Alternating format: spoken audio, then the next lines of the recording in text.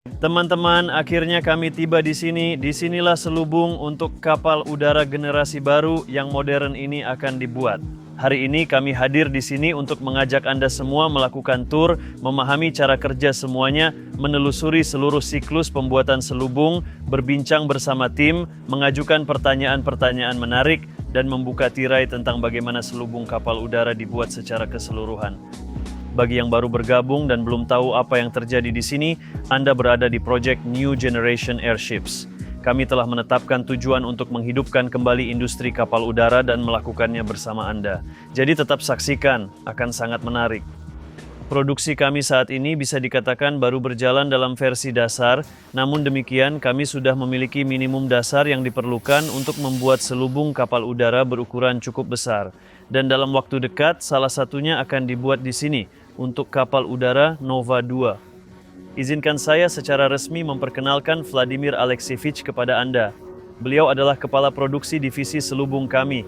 Hari ini Vladimir dengan senang hati bersedia memandu tur singkat untuk kami, menunjukkan cara kerja semuanya, dan menjawab beberapa pertanyaan kami. Kepada Vladimir, halo Vladimir, terima kasih sekali lagi. Halo semuanya, dengan senang hati saya akan melakukannya. Kita berada di ruang produksi bengkel perakitan selubung kapal udara. Disinilah semua peralatan ditempatkan yang memungkinkan kami menghasilkan produk berkualitas tinggi, yaitu selubung kapal udara. Saat ini kita berada di dekat meja inspeksi cahaya, yang memungkinkan kami secara otomatis memeriksa seluruh kain yang datang dari pihak pemasok. Kami memeriksa parameter panjang gulungan dan ada tidaknya cacat pada kain. Cacat kain diidentifikasi oleh para operator dengan latar belakang meja cahaya, kemudian ditandai dan dicatat ke dalam protokol. Di dalam protokol tersebut dicantumkan ukuran panjang meteran, di mana cacat itu ditemukan, dan diberi tanda pengenal berupa label berwarna cerah yang menonjol keluar melampaui batas tepi gulungan agar mudah ditemukan. Mesin ini sangat mudah dioperasikan. Di bagian belakang, kami meletakkan gulungan yang datang dari pemasok ke dalam keranjang khusus, melewatkannya melalui roll-roll pengarah, lalu mengencangkannya pada bobin penerima. Setelah itu kami cukup menyalakannya, dan seperti yang Anda lihat, proses penggulungan material pun berlangsung secara otomatis sekaligus mendeteksi cacat yang ada pada kain tersebut. Panel kontrol terdiri dari pengatur pencahayaan, pengatur daya listrik, serta pengatur kecepatan penggulungan material. Salah satu elemen terpenting pada mesin ini adalah penghitung yang menunjukkan kepada kami panjang kain hingga presisi 1 mm. Panjang gulungannya, ya, panjang gulungan. Berdasarkan hasil inspeksi, disusun protokol penerimaan yang mencatat semua cacat yang ditemukan. Departemen Kualitas kemudian meninjau hasil pemeriksaan tersebut secara menyeluruh dan membuat keputusan apakah material atau gulungan tertentu diizinkan atau tidak diizinkan untuk masuk ke dalam proses produksi. Gulungan yang telah disetujui untuk produksi dipindahkan ke area pemotongan, ditempatkan langsung pada pengumpan otomatis, lalu ditarik ke meja pemotongan untuk diproses. Seluruh mesin ini dioperasikan hanya oleh satu operator yang menerima file secara elektronik dari Biro Desain, kemudian mengonversinya di dalam program meja potong, dan selanjutnya mengirimkannya untuk menjalani proses pemotongan bahan.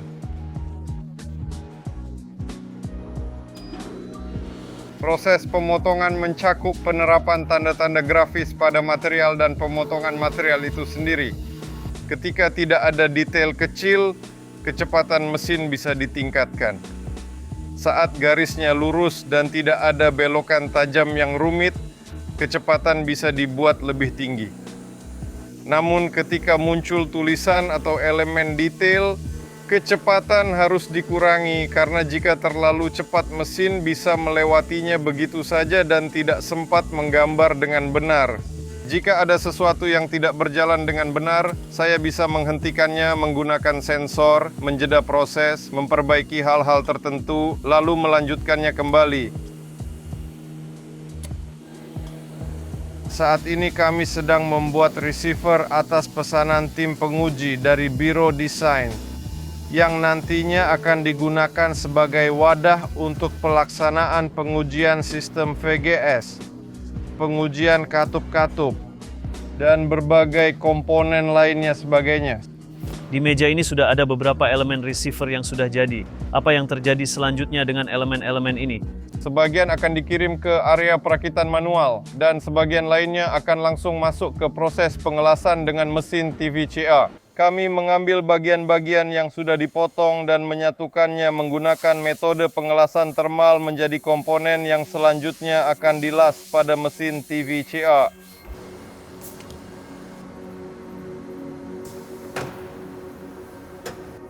Kami memproduksi secara langsung sabuk-sabuk penguat yang nantinya akan dipasang pada receiver tersebut.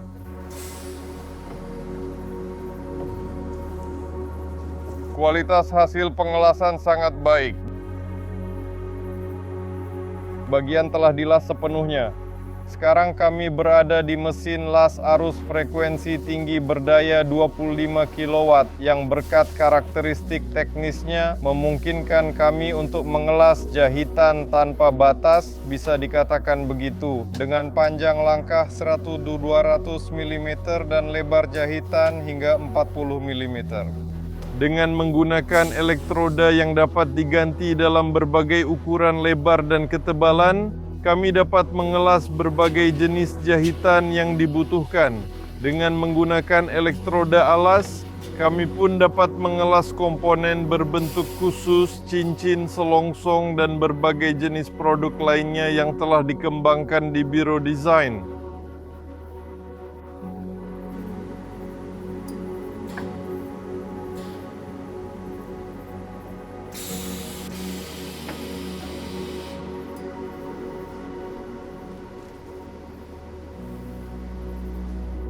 Prinsip kerja mesin ini secara fisik identik dengan prinsip kerja mesin yang lebih besar.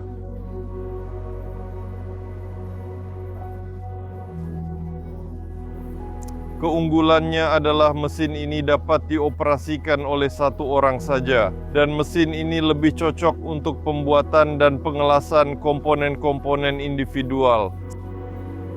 Selain itu, mesin ini bersifat mobile atau dapat bergerak bebas. Ia dilengkapi dengan roda sehingga dapat dipindahkan ke seluruh penjuru bengkel dengan mudah. Artinya, saat membuat selubung bervolume besar, kami bisa memindahkannya kemana saja di dalam bengkel sesuai dengan kebutuhan pengelasan.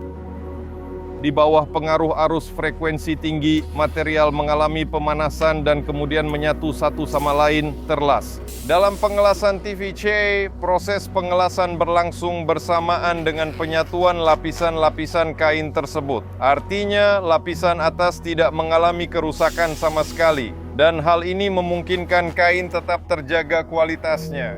Sifat-sifatnya. Ya, sifat-sifatnya. Hal yang sangat penting bagi kami. Dan lapisan polimer pun menyatu menjadi satu kesatuan yang utuh. Anda memilih sendiri anggota tim Anda secara pribadi. Siapa sebenarnya mereka dan apa hubungan mereka dengan kapal udara atau aerostat? Orang-orang ini telah bekerja bersama saya selama bertahun-tahun lamanya, lebih dari 15 tahun pengalaman dalam bidang produksi selubung. Mereka secara langsung menciptakan semua proses teknologi, ikut serta dalam pengembangan dan pelaksanaannya. Misalnya Oleg Borisovich, ia bahkan pernah menarik seluruh kabel listrik di gondola kapal udara legendaris AU-30. Sergei Ivanovich pun demikian, orang kami yang juga memiliki pengalaman sangat kaya. Semua yang pernah saya bangun, baik yang tercatat atas nama saya maupun tidak, saya bangun bersama orang-orang ini. Fakta bahwa setelah bertahun-tahun berlalu saya memanggil mereka dan mereka datang tanpa bertanya apapun, itu sendiri sudah menjadi bukti nyata. Mereka begitu saja datang kembali untuk membuat kapal udara lagi.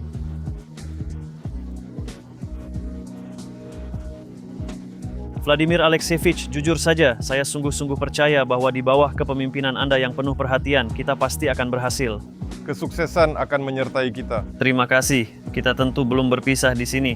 Mulai sekarang kami akan sering hadir, terus memberitahu Anda tentang semua peristiwa dalam proses produksi, dan menampilkan setiap tahapan proses produksi kepada Anda. Dan segera kita akan melihat selubung untuk kapal udara Nova 2. Jadi tetap ikuti terus, dan sampai jumpa di episode-episode berikutnya.